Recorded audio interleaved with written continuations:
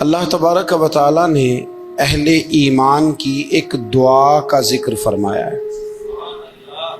حضرت داؤد علیہ السلام کے زمانہ مبارکہ میں جب کچھ لوگ کفر کے خلاف جہاد کرنے نکلے تھے تو انہوں نے دعا فرمائی تھی۔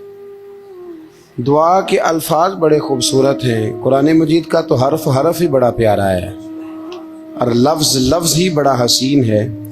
کہا ربنا افرغ علینا صبرا، اے اللہ ہم پر صبر انڈیل دے، اللہ ہم پر صبر انڈیل دے، ہمارے اوپر صبر بھیج دے، ڈال دے ہمارے اوپر صبر۔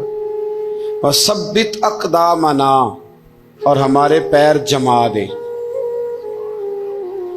فانصرنا علی القوم الکافرین، اور کافروں کے مقابلے میں ہماری مدد فرما، کافروں کی قوم پر ہماری مدد فرما۔ اے اللہ ہم پر صبر انڈیل دے اور ہمارے پیروں کو استقامت عطا کر دے۔ جہاد زندگانی میں جب انسان نے سفر کرنا ہے نا،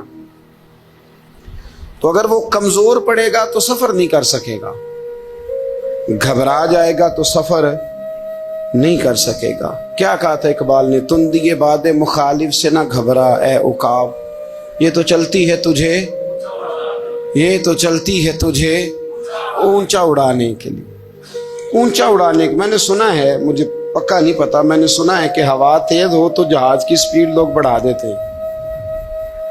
مخالف سمت اگر ہوا تیز ہو تو جہاز کی سپیڈ، یعنی وہ اگر تیز چل رہی ہے تو ادھر سے بھی تیز چلے گی تو اس کا سینہ ذرا جلدی چیرا جائے گا اور آگے بڑھے گی۔ صبر اور استقامت، اگر آپ نے زندگانی میں آگے بڑھنا ہے تو ان دو چیزوں کا وجود آپ کے ساتھ ہونا بڑا ہی ضروری ہے۔ ہمارے مزاجوں میں بڑی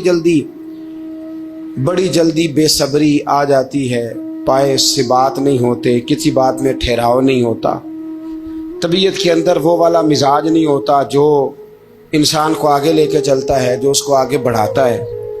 اگر آپ نے آگے بڑھنا ہے تو پھر ذرا آپ میں کے مزاج میں ٹھہراؤ ہونا چاہیے، پھر ذرا تھوڑا سا سکون ہونا چاہیے۔ میرے رسول کریم علیہ السلام کی خدمت میں ایک شخص نے عرض کیا تھا، یا رسول اللہ صلی اللہ تعالی وسلم، مجھے کوئی ایسی نصیحت کر دے کہ پھر مجھے کسی اور سے پوچھنے کی ضرورت نہ رہے۔ تو حضور نے ایک ہی جملہ کہا، فرمایا جب تو نے کہا نا کہ اللہ میرا رب ہے، پھر ڈٹ جا،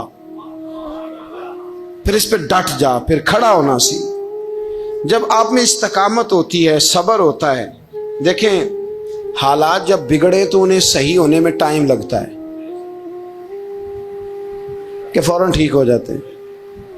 آپ بیمار ہو گئے، تکلیف ہوئی، کوئی آپ کو بیماری لگ گئی، آپ ڈاکٹر صاحب کے پاس گئے، انہوں نے آپ کو دیکھا، ٹریٹمنٹ کی، پھر دوائیاں لکھیں، پھر انہوں نے آپ کو کہا کہ آپ کو 1 ہفتہ یا 1.5 ہفتہ دوائی کھانی ہے، یہ ایک شربت کی شیشی ہے، یہ ایک بوتل ہے، یہ ایک سیرپ ہے، 1 چمچ صبح 1 شام، اور پورا ہفتہ آپ نے استعمال کرنا ہے۔ اب آپ تو کہہ رہے تھے کہ میں نے ابھی ٹھیک ہونا ہے گھنٹے کے بعد، تو سارا نہ پی لوں، سیرپ سارا نہ پی لوں ابھی، اور 1.5 ہفتے کی دوائی ابھی نہ کھا لوں، تھوڑی تھوڑی کر کے بھی تو کھانی ہے نا، ساری کٹھی نہ کھا لوں، ہو جائیں گے ٹھیک؟ کیا خیال ہے آپ کا؟ نہیں ہوں گے۔ کیوں؟ اس لیے کہ جس ترتیب سے ڈاکٹر نے آپ کو بتلایا ہے، آپ کا وجود اسی ترتیب سے اسے قبول کرے گا۔ آپ کا جو وہ مرض ہے وہ اسی ترتیب سے بہتر ہوگا جس ترتیب سے ڈاکٹر نے، طبیب نے، حکیم نے آپ کو بتلایا ہے، اسی مرتب ترتیب سے آپ نے اس کو دوا کو استعمال کرنا ہے، تو اسی ترتیب سے وہ سارے معاملات ٹھیک ہوں گے۔ اب آپ کا تو منشا تھا کہ میں نے سویرے فوراً اٹھنا ہے اور میں نے دوا کھانی ہے تو میں نے فٹافٹ ٹھیک ہو جانا ہے، تو بھئی یہ آپ کی منشا تو ہے، لیکن حکمت کا تقاضا یہ نہیں ہے۔ حکمت کا تقاضا یہ ہے کہ آپ کو 1 گولی کھانی ہے، 1 چمچ سیرپ کا پینا ہے، آپ کو مناسب پرہیز کرنا ہے، اس کے بعد جا کے آپ کی طبیعت ٹھیک ہوگی۔ لیکن اگر آپ کا یہ پروگرام بن گیا ہے کہ نہیں میں نے تو شام کو ہی ٹھیک ہونا ہے، تو یہ ممکن ہے نہیں ہے۔ اس کے لیے آپ کو ذہنی طور پر تیار ہونا چاہیے، آپ کو سمجھنا چاہیے کہ بہت ساری چیزیں ایسی ہوتی ہیں جنہیں وقت دینا پڑتا ہے۔ بہت سارے حالات ایسے ہوتے ہیں جنہیں ٹائم دینا پڑتا ہے، وہ اپنے وقت پر جا کے چیزیں درست ہو جاتی ہیں، لیکن ہم چاہتے ہیں کہ ہم ابھی کریں، سویرے کریں، شام کریں۔ وہ کئی دفعہ صحیح کرنے کی بجائے ماحول کو ہم خراب کر لیتے ہیں۔ انہیں وقت دیں، انہیں ٹائم دیں، انہیں موقع دیں۔ اللہ تبارک و تعالیٰ نے انسان کی اور بالخصوص بندہ مومن کی تربیت کرتے ہوئے کہا ہے کہ یا ایھا الذین آمنوا اصبروا، اے ایمان والو صبر کرو، وصابروا اور ڈٹے رہو، ورابطوا اور کمر بستہ رہو، جد و جہد کرتے رہو، واتقوا اللہ اور اللہ سے ڈرو، لعلکم تفلحون تاکہ تم فلاح پا جاؤ۔ صبر کرو، ڈٹے رہو اور جد و جہد جاری رکھو، ورابطوا کمر بستہ رہو، بڑھتے رہو۔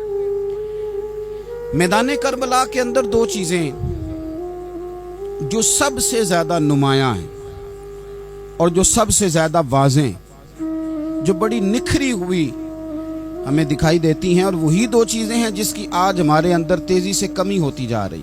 بڑے یہ شکایت کرتے ہیں کہ آپ نوجوانوں کو سمجھائیں، ان کو جلدی کا ہے کہ یہ حالات ٹھیک ہو جائیں گے۔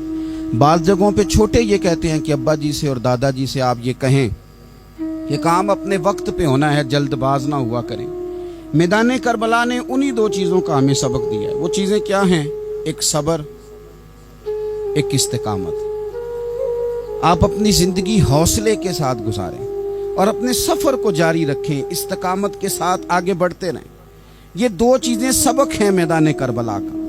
میدان کربلا کے اندر جو چیز سب سے زیادہ اہل بیت نبوت کی طرف آئی ہے وہ ظلم ہے، ستم ہے، جفا کشی ہے، اور اہل بیت نے جو سب سے بڑھ کر کر کے دکھایا ہے وہ ان کا صبر ہے۔ یہ صبر اور استقامت کی مثال علماء نے لکھی ہے۔ جس طرح دریا کے دو کنارے ہوتے ہیں نا، اگر وہ دو کنارے دریا کے موجود رہیں تو وہ دریا اپنے مقام پہ جا کے کھیت کو پانی دیتا ہے، کھلیان کو پانی دیتا ہے، سبزیاں اگتی ہیں، درخت اگتے ہیں، زمین بنجر ہو تو اس کی آبیاری ہوتی ہے۔ اگر وہ دو اس کے بند سائیڈوں پہ قائم رہیں، لیکن اگر وہ بند درمیان سے نکال دیے جائیں تو وہی دریا تباہی مچا دیتا ہے، سیلاب آ جاتا ہے۔ انسان کی زندگی میں صبر اور استقامت دو بند ہوتے ہیں میرے بھائی، یاد رکھنا۔ اگر آپ کے اندر صبر اور استقامت ہے تو آپ کی خواہشات کنٹرول میں رہتی ہیں، اور اگر یہ صبر اور استقامت آپ سے چھوٹ جاتا ہے، بڑا کچھ لوگ کہیں گے، بڑی باتیں کریں گے، بڑا کچھ سنایا جائے گا، اپنے بیگانے کئی رستوں پر کئی جملے کسیں گے، اگر یہ دونوں بند ٹوٹ گئے تو آپ کی خواہشات بے لگام ہو جائیں گی، وہ آپ سے وہ کام کرائیں گی جو آپ نے خواب میں بھی نہیں سوچا ہوگا۔ صبر اور استقامت، میں پڑھ رہا تھا علماء نے لکھا ہے کہ قرآن پاک میں اللہ نے 90 کے قریب تقریباً 90 مرتبہ صبر کا ذکر کیا، اور حدیث پاک میں میرے رسول پاک نے تقریباً 900 مرتبہ صبر کی تلقین فرمائی ہے۔ قرآن مجید تو کسی بات کو اشارتاً کر دے تو وہ کافی ہے، لیکن جگہ جگہ قرآن مجید نے کہا، جگہ جگہ کہا، یا ایھا الذین آمنوا اصبروا وصابروا ورابطوا، ایمان والو صبر کرو، ڈٹے رہو، کمر بستہ رہو، واتقوا اللہ، اللہ سے ڈرو، لعلکم تفلحون، اس امید پر کہ تم فلاح پا جاؤ۔ اپنی زندگی تھوڑی سی حوصلے والی گزاریں۔ آپ کسی کی محبت میں کوئی جملہ کہے تو اسے بھی ذرا سہنا سیکھیں، اور کسی اپنے کے خلاف جب کوئی بندہ بات کرے تو اسے بھی سہنا سیکھیں۔ جس طرح تعریف آپ کو میٹھی لگتی ہے نا، اسی طرح جب تنقید بھی میٹھی لگنے لگے نا، جو نظریے کے لوگ ہوتے ہیں انہیں تنقید اور تعمیر سے فرق نہیں پڑتا، کیونکہ وہ ان کا اپنا ایک ویژن ہوتا ہے، ان کی اپنی ایک سوچ ہوتی ہے، وہ اپنے نظریے پر چل رہے ہوتے ہیں، انہیں زیادہ پریشانی نہیں ہوتی، انہیں دکھ بھی اتنی تکلیف نہیں دیتے، جتنا مزہ سکھ دیتے ہیں اتنا ہی مزہ دکھ دیتے ہیں، کیونکہ ان کا ایک ویژن ہے۔ قرآن مجید کا ایک دوسرا مقام ہے، سورہ لقمان ہے، حضرت لقمان اپنے بیٹے کو نصیحت کرتے ہیں تو کہتے ہیں، یا بنیا، اے میرے بیٹے، اقیم الصلاۃ وامر بالمعروف، ایک تو نماز قائم رکھنا، اور دوسرا لوگوں کو نیکی کا حکم دینا، ونہا عن المنکر، اور لوگوں کو برائی سے منع کرنا، وَاصْبِرْ عَلَىٰ مَا أَصَابَكَ، اور اس رستے میں جو تجھے تکلیف آئی اس پر صبر کرنا۔ بیٹے کو نصیحت کر رہے ہیں باپ، اور لہجہ دیکھیے کہ یا بنیا، او میرے بیٹے، क्या लहजा है, क्या अंदाज है। ओ मेरे बेटे, एक तो ये करना, नमाज कायम रखना, भलाई का हुक्म देना, बुराई से मना करना, और इस पर जो तुझे मुश्किल आए उस पर सब्र करना। और फिर क्या कहते हैं, कुरान मजीद का अंदाज देखिए, फरमाया इन्ना ज़ालिका मिन अज़्मिल उमूर, बेशक ये बड़ी हिम्मत वाले काम है। नेकी का हुक्म देना, बुराई से मना करना, नमाज पढ़ना और मुसीबत पर सब्र करना, ये हिम्मत वाले काम है पुत्र, हिम्मत वाले काम है। जरा डट के करना, बेहौसला ना होना। एक बुजुर्ग बैठे थे, अल्लाह के नेक बंदे भी थे और तिजारत भी करते थे, लाखों का कारोबार था। बुजुर्ग बैठे हुए हैं तो अचानक खबर मिली कि हजरत साहब पढ़ा रहे थे सबक। खबर मिली कि आपका वो जो एक जहाज था ना, माल बरदार, वो जहाज आपका डूब गया पानी में। फरमाने लगे अल्हम्दुलिल्लाह, सबक पढ़ाते रहे। 2-4 घंटे गुजरे तो एक बंदा फिर आया, उसने आके कहा हुजूर मुबारक हो, वो जो जहाज डूबने वाली खबर थी वो गलत थी, वो जहाज आपका बिल्कुल ठीक ठाक है, लाखों रुपए बच गए। फरमाने लगे अल्हम्दुलिल्लाह। सबक उसी रूटीन से पढ़ाते रहे। पहली नुकसान की खबर आई तो फिर भी अल्हम्दुलिल्लाह, और दुख की खबर आई फिर भी अल्हम्दुलिल्लाह, सुख की आई तो फिर भी अल्हम्दुलिल्लाह। सबक अपनी रूटीन से पढ़ाते रहे, सफर जारी रहा, रुके नहीं। इख्तिताम हुआ तो तलबा कहने लगे हुजूर इतने बड़े नुकसान की खबर आई, जुमला ही कोई नहीं टूटा आपका, लफ्जों के अंदर कहीं हमने उतार चढ़ाव नहीं देखा, हुजूर चेहरे पर कोई परेशानी नहीं, और फिर इतनी बड़ी खबर मिली खुशी की, कोई आपकी आंखों में रोशनी नहीं आई, कोई हमने आपका चेहरा बदलते नहीं देखा, मामला क्या है? तो फरमाने लगे मामला एक ही है, दुख भी रब की तरफ से है, सुख भी रब की तरफ से है। तो दुख कबूल मोहम्मद बख्शा राजी रहन प्यारे। अगर सारा कुछ उसी की जानिब से है तो ये तो कोई बात ना हुई कि दुख आने पे बंदा कहे हो ये क्या बन गया। सुख आए तो बंदा के देखा मैंने मेहनत की थी तो कामयाब हो गया। इमाम अली मकाम रदी अल्लाह तआला अन्हु की फिक्र को समझ जाओ, जब वो मुस्तफा करीम के कंधों पे थे फिर भी अल्हम्दुलिल्लाह, और जब उनका सर नेज़े की नोक पे था फिर भी अल्हम्दुलिल्लाह। किसी मकाम पर किसी जगह भी हुसैन इब्ने अली शिकवा करते नजर नहीं आते। सैयदना इमाम अली मकाम हर मकाम पे कहते हैं अल्हम्दुलिल्लाह अल्हम्दुलिल्लाह अल्हम्दुलिल्लाह। जब तक वो मस्जिद नबवी के मिंबर पर जलवा फिराज थे और जब तक जमाना हाथ बांधे उनके सामने खड़ा था फिर भी अल्हम्दुलिल्लाह, और जब उनके बच्चों के हाथों में जालिमों ने जंजीरें डाल दी तो फिर भी अल्हम्दुलिल्लाह। जब तक सूरज चांद भी सैयदा ज़ैनब के घर के करीब से गुजरते थे तो ज़रा थोड़ी नज़र हटा के गुजरते थे, मालिक फिर भी अल्हम्दुलिल्लाह। और जब शाम के बाज़ार में परदेसी बहन अपने भाई का कटा हुआ सर लेके सफ़र कर रही थी तो फिर भी अल्हम्दुलिल्लाह। मारो मारो ना मैनू मार मुकाओ, मैं कोई उज़र ना पेश ले आवा, ते जे सोना ही मेरे दुख विच राजी, जे सोना ही मेरे दुख विच राजी, ते फिर सुख नू चुल्ले डावा। ये अल्हम्दुलिल्लाह का मिजाज लाओ।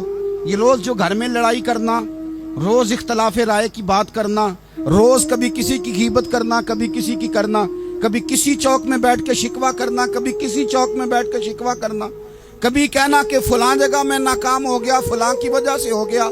ये कुछ शेवा है मुसलमानी का? मुसलमान हर हाल में अल्लाह की तस्बीह पढ़ता है, मुसलमान हर हाल में अपने रब को याद करता है।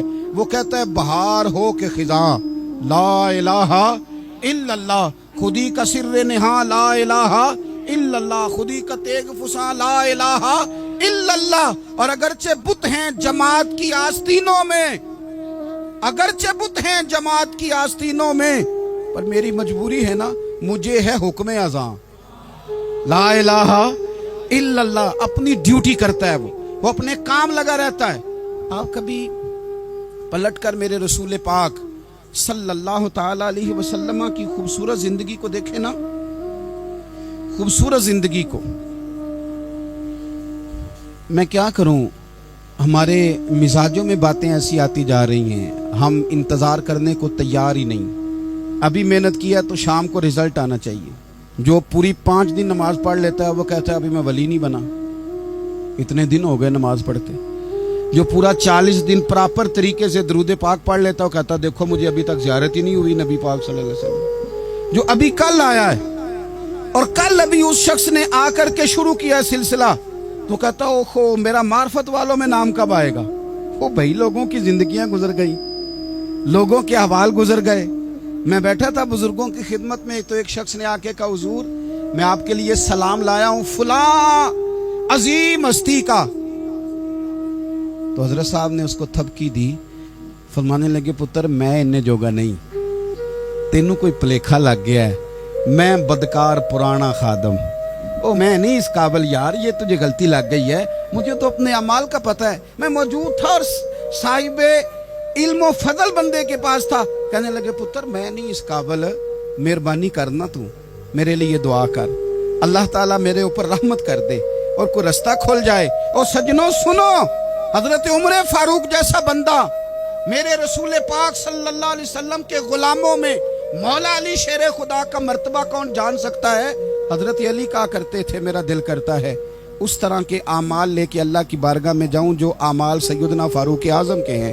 اتنا صالح بندہ، اتنا پرہیزگار بندہ، لیکن حضرت عمر فاروق کے انتقال کا وقت آیا تو لوگ ان کی تعریفیں کرنے لگے، عمر کی بڑی بات ہے، عمر کی بڑی بات ہے. تو حضرت عمر رو پڑے، فرمانے لگے میرے لیے دعا کرو، مجھے درجہ کوئی بھی نہ ملے، بس میریاں نیکیاں اور بدیاں برابر برابر ہو جائیں، میں معاف کر دیا جاؤں، نیکی اور بدی برابر برابر ہو، چھوڑ دیا جاؤں. درجوں کا تو معاملہ بڑا آگے کا ہے، اتنی جلدی، اتنی سپیڈ، اتنی ہمیں جلد فٹافٹ ہو جائے، سویرے ہو جائے.